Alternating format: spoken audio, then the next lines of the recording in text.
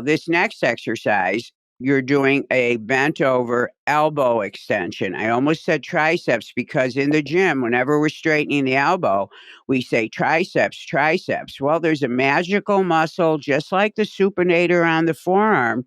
There's a magical muscle located at the very bottom of the elbow, right above the elbow bone, and move to the just to the outside of your arm. There's a muscle, and you're going to have to look this up. It's called the anconeus, Anconeous. It is an elbow extensor. It's why I corrected myself from gym terminology and didn't call this a triceps exercise. It's an elbow extension exercise. Now, it works when the arm is fully extended. And it also works when you are rapidly extending the elbow. So, what I'm having him do is I'm having him do a style of training, and just keep watching this as I'm talking. He's doing a style of training. And again, this is a bodybuilding term. Bodybuilders, they have to develop each muscle fully. They don't even know how smart they were when they were developing exercises and coming up with terminology like the stutter reps, not realizing, oh, wow, I'm doing dynamic isometrics. They're actually doing things that fully develop every muscle. They didn't know why. This is how smart they are. So in this exercise here, it's called 21's. You take an exercise. So let's say you're doing this for the biceps. Everybody can picture this. You've got a barbell in your hand, and actually 21's is terminology for a barbell curl. I use it on tons of things because it isolates certain muscles that have a grouping. So in a biceps curl, 21's, you're going to do 7 at just the bottom range. You're going to do 7 just at the top range. And then you're going to go 7 all the way. By the way, they are a 911. Call the fire department. My arms are on fire type of exercise.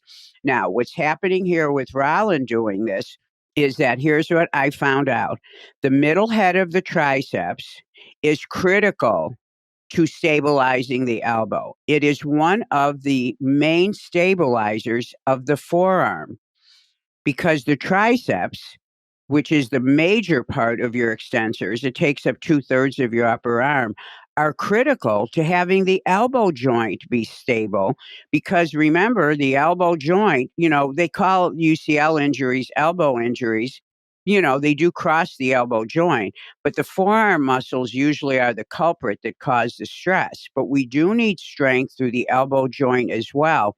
And the middle head of the triceps happens to be that head. Now, here's what's cool to know. The middle head kicks in first when you do a tricep exercise.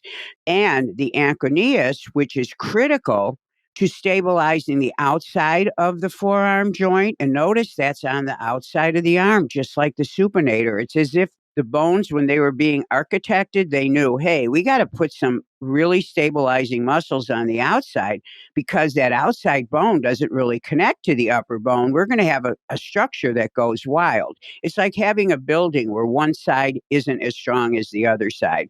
So 21's are perfect. So now watch, try to grab this at the beginning.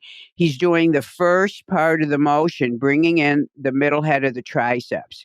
Now he's doing just the end, bringing in the anconeus, which, by the way, is more active at the end than the triceps are. And then he goes into full range. And by the way, he is crying on this. So no crying in baseball when you do this exercise. So is this a normal exercise in the gym? Kind of, but is the style what makes this work? Yes. So now you've got straight reps in the one exercise, the supinator. You've got various types of contractions. Now you've got an exercise that is bringing in specific muscles. So I hope all of you are starting to see the beauty of the way these exercises fit together. By the way, I'm talking him through. Feel the middle head, feel the anconeus, and make sure you are feeling your index finger controlling your forearm from getting weak or your wrist starting to let go of the bar.